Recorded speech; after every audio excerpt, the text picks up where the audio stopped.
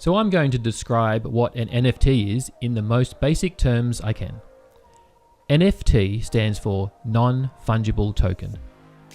Fungible means something is able to be exchanged or substituted and will hold the same value.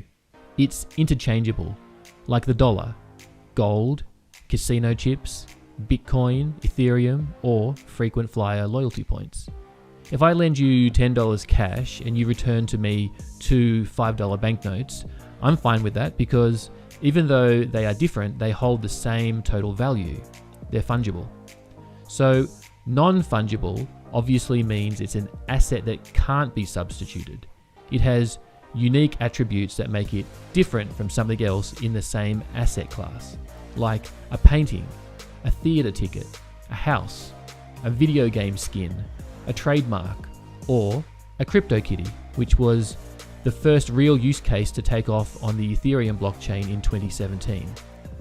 Some of these assets are physical and tangible, and others are digital and intangible. So NFTs are non-fungible tokens. Token refers to a digital certificate stored on a secure distributed database called a blockchain. So NFTs are digital assets, publicly verifiable intellectual property authenticated on a blockchain. A popular place to currently browse a variety of NFTs is on OpenSea.io.